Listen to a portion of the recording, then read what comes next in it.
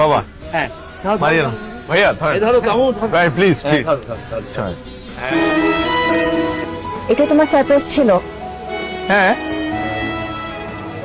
আমার আগে সন্দেহ হয়েছিল তুমি এমন কিছুই করবে।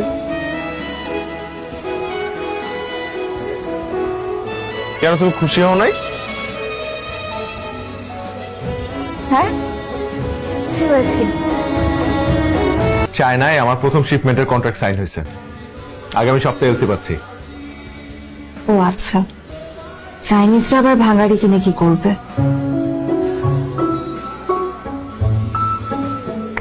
সবকিছুরই দাম আছে বুঝছো, ভাঙারিরও দাম আছে। আচ্ছা শোনো, বাবা তোমাকে বলছে দেখা করতে। এখন কি করার কথা? ব্যবসা, আমি অলরেডি একটা ব্যবসা শুরু করেছি, খুব ভালো যাচ্ছে আলহামদুলিল্লাহ। ব্যবসা?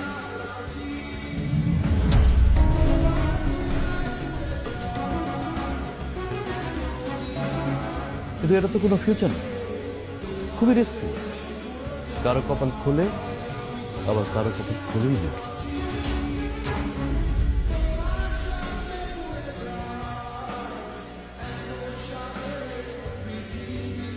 চাটা খেয়ে যেও। আঙ্কেল আমাদের শেষ, তোমার সাথে আমার কথা শেষ। মারিয়া কই তুমি? বাসায়। কেন, কি হয়েছে? গুড নিউজ আছে, চাইনিজ ডিলারদের সাথে সবকিছু কনফার্ম হয়ে গেছে। তুমি কই? তুমি একটু দেখা করতে পারবো আমার সাথে এখন? আমার বিয়ে ঠিক হয়ে গেছে মাহির। বিয়ে ঠিক হয়ে গেছে মানে কি বলতেছো?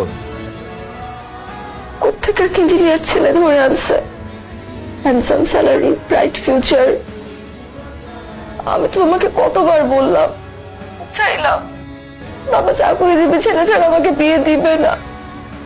মারিয়া আমার মনে হয় কি জানো, এই বিয়েতে তোমার বেশি একটা অমত নাই। বুঝতে পারতেছি না, আমি জানি না, আমার কিছু ভালো লাগতেছে না, আমার অস্থির লাগতেছে। অস্থির লাগতেছে না? অস্থির লাগতেছে, অস্থির লাগতেছে তোমার? আচ্ছা তোমার আমি একটু হেল্প করি।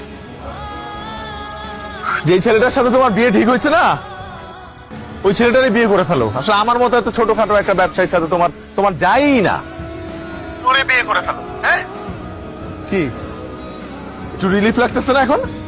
বাই, আর কখনো আমি তোমাকে ফোন করবো না। ভালো থাকো।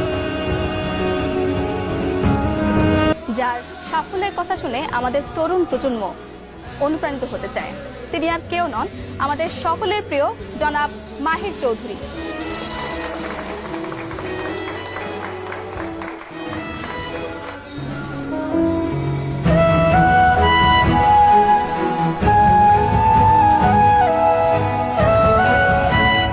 তুমি তো এখন একজন বিখ্যাত বিজনেসম্যান।